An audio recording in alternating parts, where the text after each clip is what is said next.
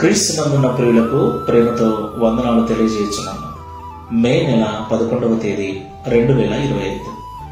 ఈరోజు దేవుడు మనకు చేస్తున్న వాగ్దానం ఏమిటనగా, కీర్తనల గ్రంథము 75వ కీర్తన 10వ చరణం. భక్తిహీనుల కొమ్ములన్నిటినీ నేను విరగగొట్టెదను, నీతిమంతుల కొమ్ములు హెచ్చింపబడును. ఆమె. నా ప్రియమైన సహోదరి సహోదరులారా, దేవుణ్ణి ఆరాధిస్తున్న మనలను, దేవునికి ప్రార్థన చేస్తున్న మనలను దేవుడు ఆశీర్వదించడానికి సమర్థుడై ఉన్నాడు. ఈరోజు తక్కువ స్థితిలో ఉన్నవారిని ఎక్కువ స్థితిలోనికి, ఇరుకులో ఉన్నవారిని అనేకులను విశాలతలోనికి నడిపించిన దేవుడై ఉన్నాడు. దేవునికి మహిమ కలుగుగాక. అయితే మనలో చాలా మంది స్థిరపరచబడిన తర్వాత, ప్రార్థనలకు జవాబు పొందుకున్న తర్వాత దేవుని మీద ఉన్న భక్తిని విడిచిపెట్టి దేవునికి దూరం అయిపోతున్నారు, భక్తిహీనులుగా మారుతున్నారు. వారికి వచ్చిన ఉద్యోగాన్ని బట్టి, కలిగి ఉన్న స్థితిని బట్టి వారు గర్విస్తూ ఉన్నారు.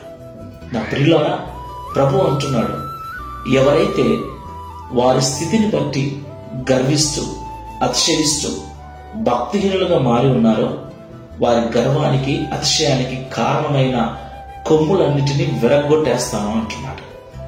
అవును ప్రియులారా, మనం ఏ స్థితిలో ఉన్న దేవుణ్ణి ఎప్పుడు మర్చిపోకూడదు. దేవుని మీద మనకున్న భక్తి మరింత పెరగాలి, కానీ ఎప్పుడూ తరిగిపోకూడదు. ఈ మాటలుంటున్న ప్రియ సహోదరి సహోదరుడా, ఎలా ఉంది నీ స్థితి?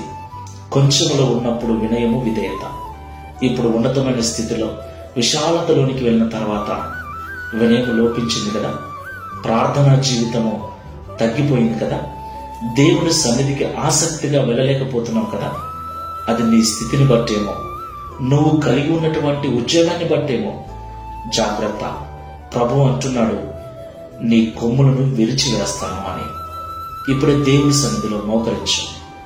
మొదట నీకున్న విశ్వాసం, ప్రేమ, భక్తి ఇప్పుడు ఎలా ఉందో ఒకసారి పరిశీలన చేసుకొని, ఒకవేళ తగ్గిపోయినట్లయితే దేవునికి క్షమాపణ చెప్పి మరలా నీ యొక్క విశ్వాస జీవితాన్ని, భక్తి జీవితాన్ని పెంపొందించుకో.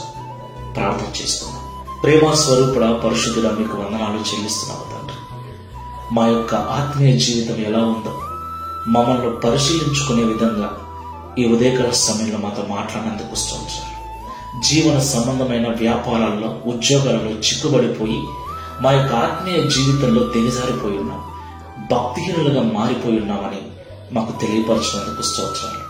ఈ ప్రార్థనలో ఏకీవిస్తున్న వారిలో ఎవరైతే అలాంటి భయంకరమైన భక్తిహీనతలో ఉన్నారో వారందరూ తిరిగి భక్తిలో పునరుద్ధరించబడటకు సహాయం చేయమని, తద్వారా మేము హెచ్చించబడినట్లు కృప చూపి ఈ వాగ్దానమును మా అందరి జీవితంలో నెరవేర్చమని యేసు నామములో ప్రార్థిస్తున్నాము తండ్రి. Amen. Praise the Lord. God bless you.